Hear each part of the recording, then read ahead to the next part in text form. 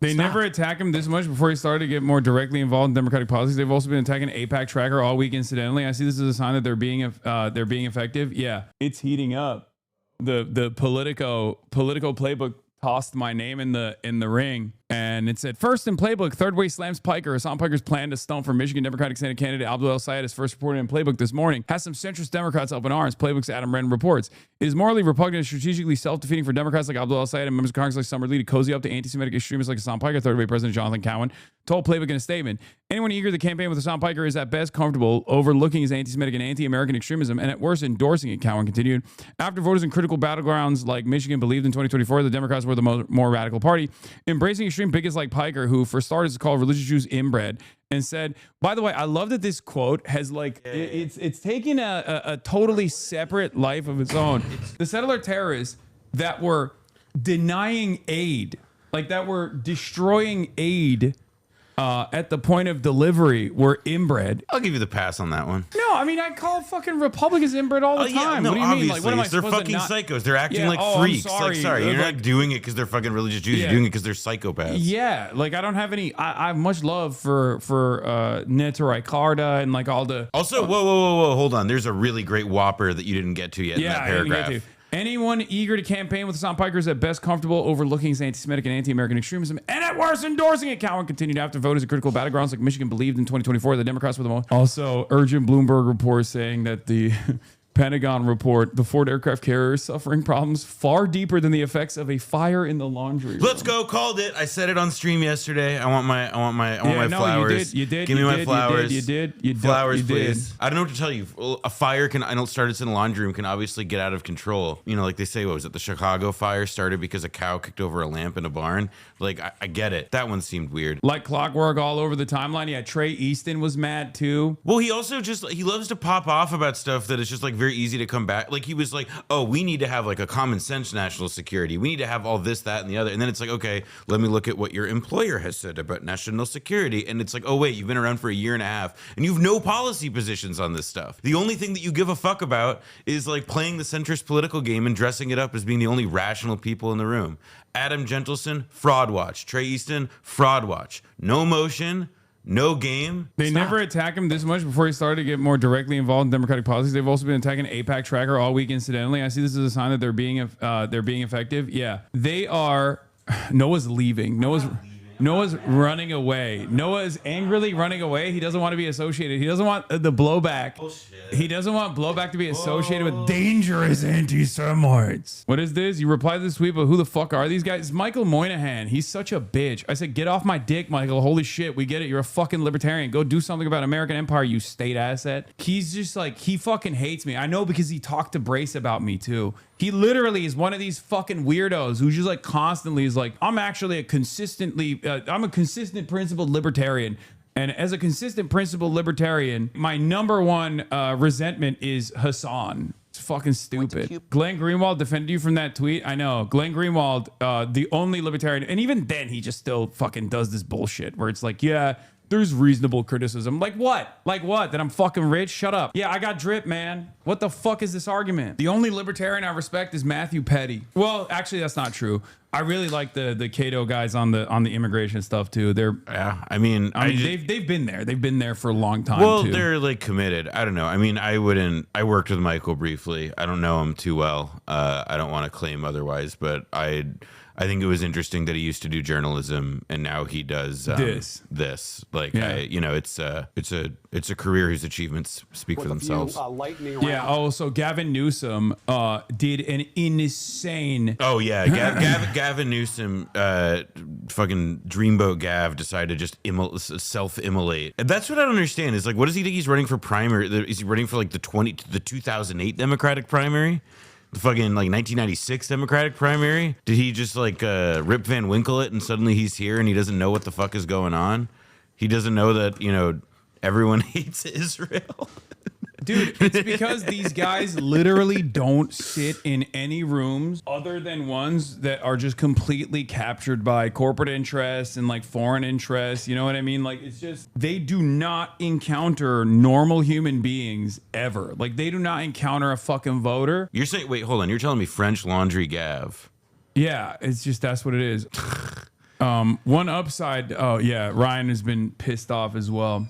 But oh god, Matt Duss. Is he still coming on stream after this? I don't fucking know. I don't even give a shit, to be honest. But what a lot of these guys don't understand is that like the Republicans actually actively yelling at me and yelling at Abdul El Sayed is not going to work. It's going to have the negative. It's going to work in the exact opposite, where it negatively polarizes the base. And it makes the base tune in to the candidate that they're attacking because they see it as like a fucking a point of fear. It's not a bad thing. It's a good thing that the Republicans are doing this. Of course, it's a little different when it's like centrist Democrats running along with these narratives as well. Yeah, Crystal Ball said Hasan derangement syndrome is out of control. Thankful that he and others made the choice to go to Cuba in an attempt to shine a light on the monstrous crimes of our government is committing in our names. People who are more concerned about a shirt or his hotel than the innocents we are murdering with our cruel blockade have completely lost their moral compass. I think it's also just like everybody wants to talk about this because it's just a lot easier than talking about the actual like cruel inhumanity of the policy. And besides, that's boring. You know, that's like, oh wait, people suffering. That's boring and gay. It's actually like, you know, no, it's just silly. We were talking about this last night. It's like this morning. Michael Moynihan once got paid to go interview people about things that went on in their lives and the reality in which they inhabited. And now he like yaps about shit on Twitter all day. Like, I don't know what to say. Hasan Piker, very popular political streamer who is an anti-Semitic streak. That's an understatement. Will be speaking at major political rallies in Michigan with a Senate candidate and member of Congress. Oh, well, Gabby Deutsch is a stupid streak. So yeah, Gabby Deutsch, Jewish insiders coming hard, dude. Every single. You mean UAE insider? Okay, dude, I can't. I disavow this guy. He's Jewish, and that's why I'm disavowing him because I'm an anti-Semite. Yeah, it's I've realized that if I have you or Felix next to me, I'm always. Like half of those clip moments are they're because one of us is here. Well, that was like when what was it? And then there was the time when Ethan kept calling me Felix or vice versa. I forget. Yeah, this was the article. Opinion: Democrats are too cozy with Hasan Piker. Like, all right, keep doing it. Like, I at this point I say like as the person not the subject of all this, I say bring it the fuck on. Mainly because it's like okay, like dig in on being on the losing side of like a 90-10 issue. Yeah, across both parties. Fucking unbelievable. Like, you people are morons. It's unbelievable, and they're doing it to someone who unironically spends a good deal of time. So much so that people are like, "All right, bro, we get it." You know what I mean? Like even Kyle Kalinske was like, "Dude, stop throat clearing every time you have to talk about Israel by like explaining over and over again that you're not an anti-Semite, that you combat anti-Semitism." The person they're coming after is actively fucking advocating against anti-Semitism. It blows my fucking mind. What is this? What do you want? Gavin Newsom says he looks like Batman. Is that what you're saying? Patrick Bateman. Bateman. Okay. Yeah, it's weird. He's being fucking weird. He's being a weirdo. These well-funded campaigns against you literally only have like 3 out of context quotes. Like all these freaks are banking on people just accepting what they say and not looking into it. Yeah, most people are not looking into it anyway. But the reality is most people don't care because most people, when they hear that, they go, oh, this guy's an anti-Semite. Oh, you guys say that about every single person that's anti-Israel. That's like the attitude, right? Also, it's like really hard to take that allegation seriously when there are people who just like love going around and being like, oh, well, you're being very Jewish today or whatever. Like there are people out there who like do and say and conform to all of like the they behave like anti-Semites. They sound like they wouldn't have been out of picture in the 1920s. It's just that actually, like the definition of anti-Semitism here is, as it has been, is like no, it's that you dislike Israel and the Israeli government. And this is how Democrats lose Middle America. Yeah, dude, Middle America, famously in tune with the needs of Israel. Also, like fucking Joe Walsh, famously in tune with anything. Like Tea Party politician turned never Trump has-been who like only exists on social media to comment on a political system that has completely passed him by. Anyone eager to campaign with Hasan Piker third way's response is at best comfortable overlooking his anti-Semitic and anti-American extremism, and at worst endorsing it. Cowan continued, the guy who wrote the Wall Street Journal op-ed. After voters in critical battlegrounds like Michigan believed in 2024 that the Democrats were the more radical party embracing extreme bigots like Piker, who for starters is called religious Jews inbred, said America deserved 9/11, is not only dangerous and wrong, but antithetical to the urgent work of winning over the middle and defeating Trumpism. Now you get to the whopper. Leaders of the center-left think tank in a recent Washington Post op-ed called Piker anti-American, anti-women, anti-Western, and anti-Semitic, and argued that Democrats have become too cozy with him. I've read that already on the article. I think the center left think tank is doing a little bit of water carrying for them because I would love to know the number of registered Democrats in this country on a proportionate basis who would agree with like that assessment if presented with the information. I think that Third Way, their job is like Third Way exists so that it can be described by political reporters as center left, even though the only thing left facing that those people probably do is like turning out of their driveway. Yeah. El Sayed, the spokesperson, declined to comment. Third Way's lost the argument in the eyes of a lot of Democratic Party's base. Piker told Playbook, we can have a debate on how much influence they already had amongst the base in general, but they're losing their institutional relevance as well. Third Way has said they will spend $50 million to make sure the Democratic Party elects a combative centrist in 2028. All this who could use $50 million? All this does is make like what? Hassan, you know who could use $50 million? What, me? No, people of Cuba. Yeah, I mean, that's true. Considering this has been their fucking attitude about you the last few days, why don't you take that $50 million and do something other than light it on fire in political advertisements and consultant fees and give it to people who need it? I thought that was the whole fucking line that those guys had. I think they're trying to do to you what conservatives did to Fuentes in 2022 after the Trump dinner, but it obviously didn't work. Yeah, also, there's a major difference. I'm not a fucking anti-Semite. Okay? I'm not like a hate monger. So you can try to present me out of context or like show moments where I'm like I'm exaggerating or moments where I'm attempting a joke that you literally rob the context of and then make it seem like I'm sincerely saying certain things. But at the end of the day, there's a very big difference between someone like Nick Fuentes and someone like myself.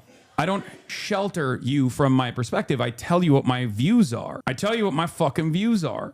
All the goddamn time. I'm an anti-Zionist. 400 like tweets. Surely they have clout with the Dems. It doesn't matter. These things add up. It shows up in people's fucking timelines. That's the reason why the New York Times wrote an entire article. That's the reason why the New York Times wrote an entire article about the flotilla. And I couldn't believe it that the article was actually just about, the shirt I was wearing and shit. It was fucking ridiculous. Because as Noah also was pointing out, as someone who's been around the block and, worked at Vice and whatnot, he knows how these stories are written. Like people who choose which direction they want to take with these articles are still looking at Twitter, and it's a right-wing shithole. And that actually does frame their perspective a little bit. And I would add also that like it's really difficult when we now have like when we have this like contemporary flavor of right-wing Twitter shithole, whatever, and it collides with these specific issues on foreign policy, on the places where American media, the American political establishment, and the American people as categories all pretty ignorant. And the capacity for nuance, the capacity to introduce a perspective that exists outside of the previously defined parameters of discourse or whatever, it's something that they naturally reject. And so it's a lot easier. It is simpler to have a conversation about your t-shirt than to actually weigh the evidence of the question of what is the impact of American policy on these people, and does that suggest something about what the political incentives might be for people in this country to do about it? And instead it becomes a referendum on the behavior of you, or the fucking just a complete like a referendum on the behavior of the Cuban government, even though it's our policy that's the thing that you're trying to bring attention to in the first place. Yeah, the hits keep rolling, but the Senate Republicans have come out and said anti-Semitic Abdul al-Sayed is campaigning with pro-Hamas influencer Hasan Piker in Michigan. So if Abdul al-Sayed is anti-Semitic, then it's a given that he's stomping with another anti-Semitic Hamas supporter, right? Like, I mean, there's this. You're kind of busting a nut too early, it seems. These extremist views should never be allowed near the U.S. Senate. Brother, you are the Senate Republicans. Yeah, I'm going to say, calling someone on the Democratic Party side extremist is so funny when you are the Senate Republicans account. We can see your other tweets, right? Hasan Piker blames Israel for October 7 at Qatar's Web Summit. True. Okay. Yeah. Stand by that. I love that these guys also say like a very popular Twitch streamer. Like they always have to glaze me too, because most people in their audience don't know who the fuck I am. So they have to like, increase the danger here. No. That's a different thing. That's because they've got to make this world where everybody's like, they need to say like, hey, listen, what's very popular? Anti-Semitism. You are not on camera right now. Oh, whoops. They're saying you want to be anti-Semitic. I just don't want to eat on camera. It feels unseemly. Anyway, they say you want to they say that, oh, he's a very popular Twitch streamer, all this stuff. And it's a way of like trying to normalize the idea that anti-Semitism is everywhere in American life and that they're active Jew haters who are visible everywhere and that they need to be like called out for that. It's in this particular way. And it's like, I just don't like, that's why I don't think that they're glazing you. I think the fact that they're talking about you is taken as evidence that you're somebody significant. But it's that they want to convey this idea that there is like anti-Semitism, you know, in every cupboard, under every bed, etc. They want Jews to feel like their Jewish audience to feel scared. They want them to feel scared, and that there is an active threat to Jewish lives in America that, like, you know, as we know, largely doesn't come from anybody who holds like identifiably left-wing politics, does really typically come from the other end, to the extent that it exists. Just make fucking drones. Leftist streamer Hasan Piker gives audience to suicide bombers in his audience, gives advice. This article definitely was written. This headline. Oh, that's Breitbart. Yeah, I recognize that. That's the like, Breitbart style guide sticks out. They're saying that I have an audience of suicide bombers. The New Yorker trashed for inviting pro 9/11 radical Hasan Piker, who called Israelis inbred to speak at festival. Cheerleading for terrorism. Twitch star called for new 9/11. Dismissed horror of October 7. Called for new 9/11. Lefty influencer Hasan Piker kicked off Twitch after sick comments about DC Jewish Museum shooting. It wasn't your comments. It was just because we were talking about you were showing the manifesto. Yeah, but okay. I also don't have suicide bombers in my audience, at least to my knowledge.